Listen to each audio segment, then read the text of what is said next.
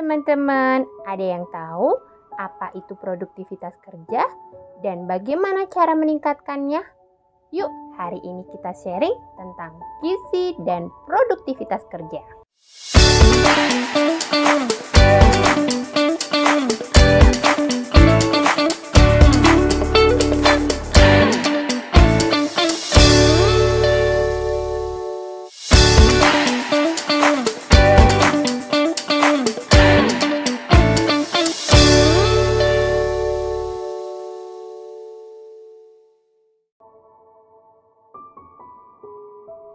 Kita komit dari awal ya, bahwa pembahasan kita nantinya bukan untuk membuli seseorang, tetapi kita sharing agar produktivitas kerja kita semakin meningkat.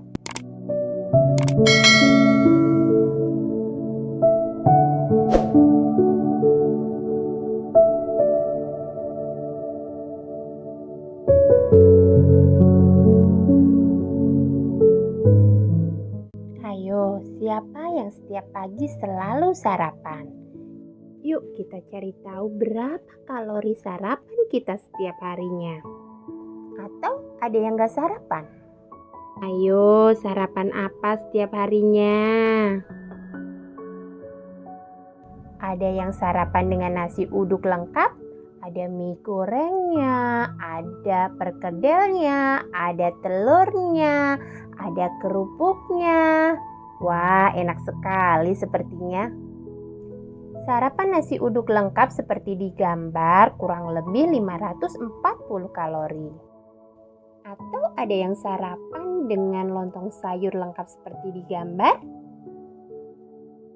Atau sarapan bubur ayam lengkap juga seperti di gambar?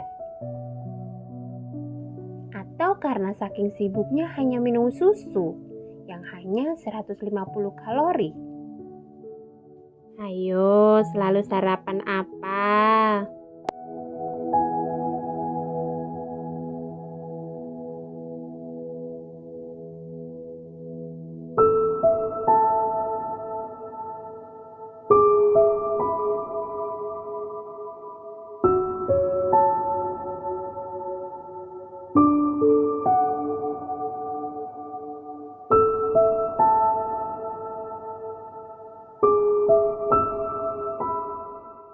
Untuk makan siang, makan apa ayo? Ini adalah salah satu contoh makan siang di sebuah perusahaan ternama. Dia menyediakan makan untuk karyawannya dengan nasi bento. Cukup lengkap isi dari makan siang tersebut. Ada buahnya, ada sayurnya, ada mie gorengnya. Namun kalorinya cukup tinggi. Nah, untuk nasi kebuli dan nasi rames ini adalah contoh makan siang di kantin perusahaan tersebut. Kamu makan apa setiap makan siang?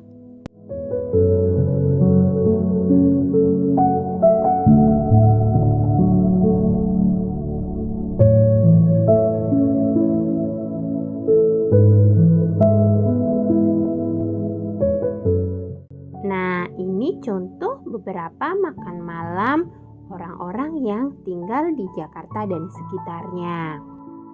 Ini adalah makan-makanan yang mudah dicari di sekitar kita. Banyak para pekerja karena lelah setelah seharian bekerja, mereka membeli makanan-makanan ini. Ada sate, ada nasi goreng, atau ada nasi kucingan. Wah, ternyata makanan di sekitar kita kalorinya sangat tinggi-tinggi ya.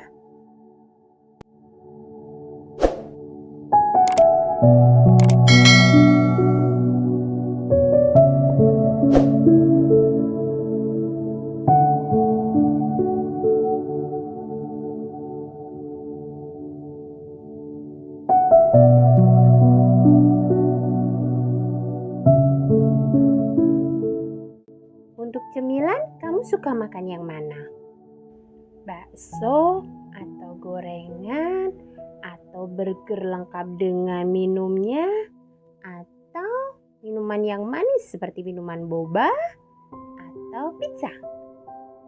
Ternyata yang kita anggap camilan selama ini kalorinya tinggi sekali ya.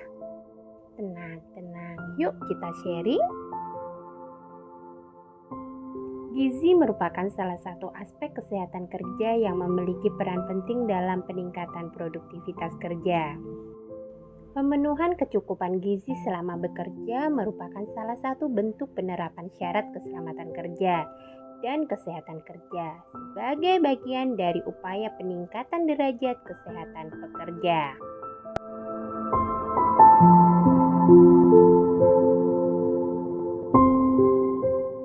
Penelitian oleh Kantor Menteri Negara Urusan Peranan Wanita mendapatkan 15% pekerja wanita kekurangan energi dan protein. Akibatnya, para pekerja lambat berpikir, lambat bertindak, dan cepat lelah. Sangat berdampak sekali ya terhadap produktivitas kerja.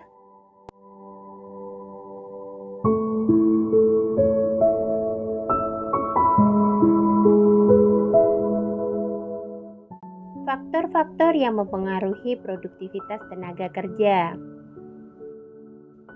Ada tenaga kerja, peralatan kerja, lingkungan kerja, cara kerja, dan organisasi kerja. Untuk tenaga kerja, di dalamnya terdiri dari umur, gizi, kondisi fisik, keterampilan, dan psikologi pekerja.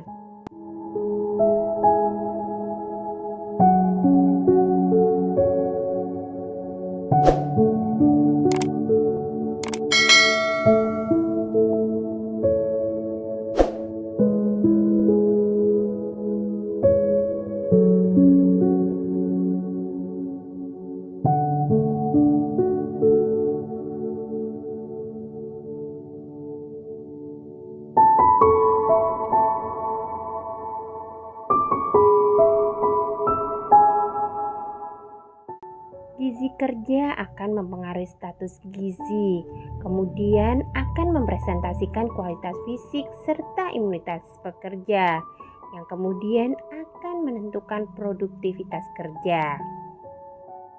Asupan gizi pada pekerja akan berbanding lurus dengan status gizi pekerja, digambarkan melalui indeks massa tubuh atau yang disingkat dengan IMT. Indeks massa tubuh atau IMT adalah indeks sederhana dari berat badan terhadap tinggi badan yang digunakan untuk mengklasifikasikan kelebihan berat badan dan obesitas pada orang dewasa. Rumus penentuan indeks massa tubuh atau IMT adalah berat badan dalam kilogram dibagi tinggi badan dalam meter dikali tinggi badan dalam meter. Berikut adalah klasifikasi IMT berdasarkan WHO tahun 2000. Sekarang sudah tahu kan rumus IMT dan klasifikasi IMT? Yuk coba kita hitung berapa IMT kita dan masuk klasifikasi yang mana. Seseorang akan disebut memiliki obesitas sentral apabila lingkar perut untuk pria lebih besar sama dengan 90 cm dan untuk wanita lebih besar sama dengan 80 cm.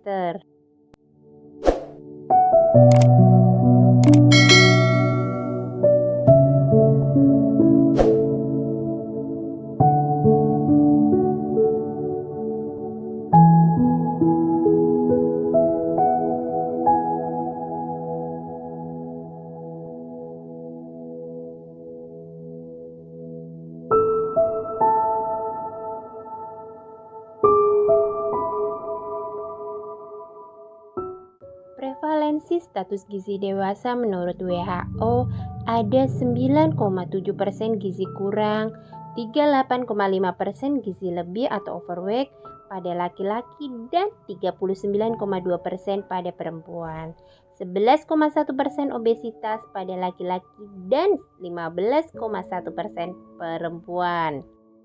Menurut riset kesehatan dasar di tahun 2018, gizi lebih meningkat dari 8,6% menjadi 13,6%. Untuk obesitas meningkat dari 10,5% menjadi 21,8%. Untuk gizi kurang meningkat dari 18,4% menjadi 19,6%. Wah, yuk kita mulai peduli terhadap status gizi kita masing-masing.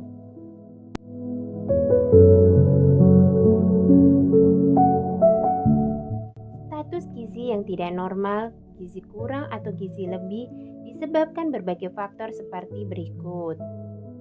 Jam makan yang kurang teratur, kebiasaan tidak sarapan, kurangnya waktu istirahat ketika bekerja.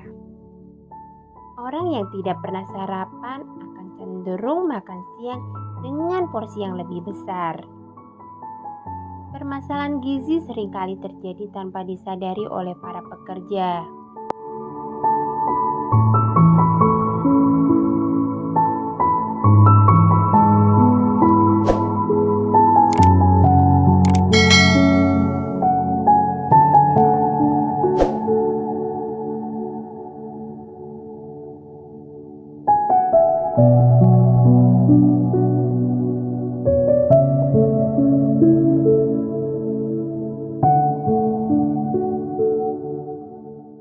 Solusi yang dapat dilakukan adalah dengan pengaturan jam makan pekerja yang serentak ketika waktu istirahat agar tidak terjadi overlapping. Dilakukan pendidikan gizi agar para pekerja memiliki pengetahuan tentang gizi sehingga kesadaran akan pentingnya asupan gizi yang sesuai dengan kebutuhan tubuhnya dapat terpenuhi. Pemantauan status gizi, pengadaan kegiatan fisik, olahraga akan sangat optimal jika dijalankan. Solusi-solusi tersebut dapat meningkatkan pendapatan perusahaan dengan mengurangi absenteisme dan kehilangan produktivitas para pekerja.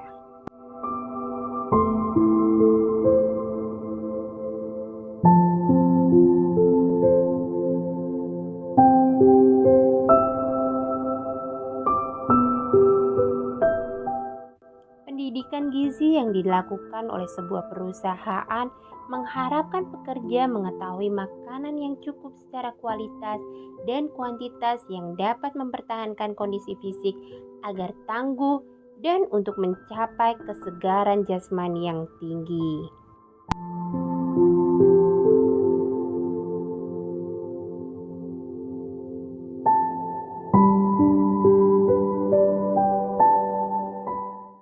Banyak faktor yang mempengaruhi kebutuhan dan kecukupan gizi kerja.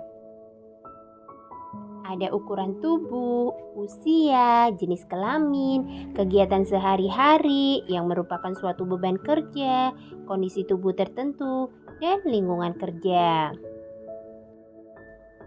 Kebutuhan dan kecukupan gizi kerja harus terpenuhi agar produktivitas pekerja dapat tercapai.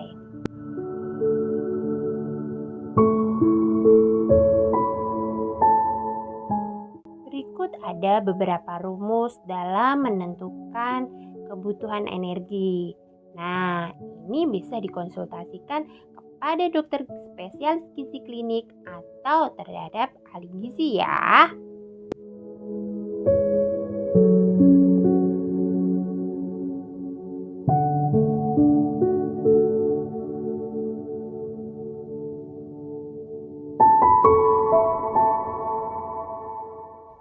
Isi piringku merupakan pedoman yang disusun oleh Kementerian Kesehatan yang mengkampanyekan konsumsi makanan sesuai dengan pedoman gizi seimbang. Dalam satu piring setiap kita makan, setengah piring diisi dengan sayur dan buah, sedangkan setengah lainnya diisi dengan makanan pokok dan lauk pauk.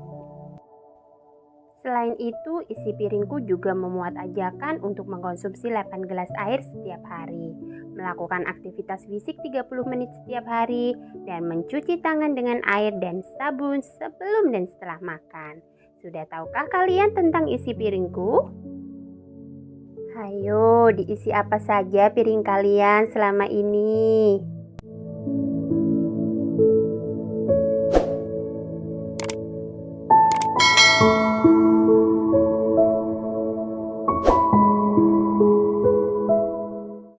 Nah, ini nih pola makan yang dapat menyebabkan obesitas. Menghindari makan pagi dan sehingga menambah porsi makan siang dan atau makan malam. Jadi, jangan menghindari makan pagi ya. Kemudian ada makan berlebihan, porsi besar. Jadi setiap makan porsinya sangat besar. Ada juga sering makan dan tidak teratur. Sering mengemil atau kudapan, kurang makan sayur dan buah, makan dengan jumlah banyak dan dalam waktu yang singkat atau terburu-buru. Jadi cenderung makan akan lebih banyak lagi. Ada juga banyak mengkonsumsi makanan, gorengan, berlemak-lemak, dan manis-manis. Ayo, siapa yang suka ngemil yang manis-manis dan gorengan? Bagaimana sih mencegah agar kita tidak obesitas dan bagaimana cara kita mengatur pola makan? Yang pertama, kita mengkonsumsi makanan yang beraneka ragam. Idealnya setiap kali makan terdiri dari 4 kelompok hidangan. Ada makanan pokok, lauk pauk, sayur, dan buah. Jadi, berdiet bukan berarti tidak makan ya, tetapi mengatur pola makan kita. Jangan lupa mengkonsumsi sayur 3-5 porsi sehari dan buah 2-3 porsi per hari. Mengutamakan mengkonsumsi makanan sumber karbohidrat kompleks seperti kelompok padi-padian dan umbi-umbian, yaitu 3-8 porsi per hari tergantung kepada kebutuhan kita. Mengkonsumsi makanan sumber protein hewani dan nabati masing-masing 2-3 porsi per hari. Membatasi konsumsi lemak, minyak, dan gula dan tidak minum alkohol. Yang terpenting adalah membiasakan pola makan teratur terdiri dari 3 kali makan utama, pagi, siang, malam, dan 1-2 kali makan selingan. Jadi berdiet bukan berarti tidak makan.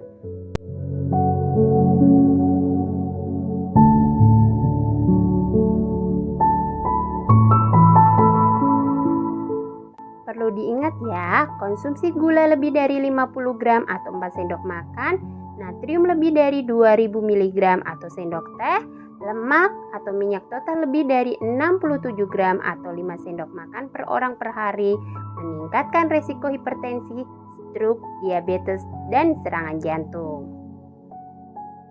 Jadi konsumsi gula, garam, minyak harus dibatasi ya. Beberapa cara membatasi konsumsi gula. Batasi konsumsi makanan dan minuman yang manis. Kurangi penggunaan gula baik pada berbagai minuman, teh, kopi, jus, susu, dan minuman lain bergula maupun pada berbagai makanan jajanan dan pada masakan. Jika ingin memberi rasa pada minuman, dapat ditambahkan potongan buah atau daun seperti jeruk nipis atau daun mint. Ganti makanan penutup atau dessert yang manis dengan buah yang mempunyai rasa kurang manis dan atau sayur-sayuran segar. Manfaatkan informasi pada label kemasan dalam memilih makanan ya.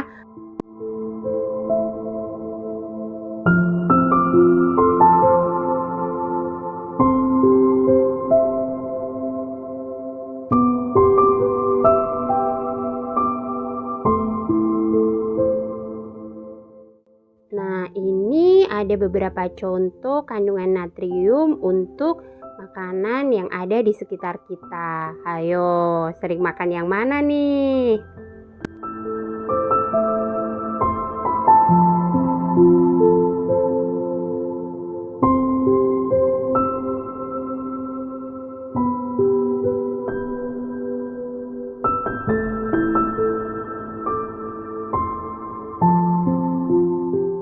Sebenarnya lemak yang terdapat di dalam makanan berguna loh untuk meningkatkan jumlah energi, membantu penyerapan vitamin A, D, E, dan K, serta menambah lezatnya hidangan.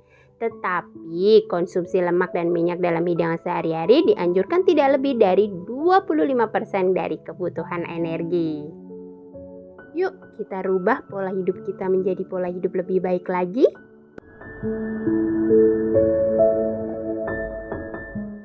Mau tahu tentang untuk kebutuhan kalori, angka kecukupan gizi, atau kalori setiap makanan? Tonton video-video selanjutnya ya. Jangan lupa subscribe, like, dan komen. Terima kasih.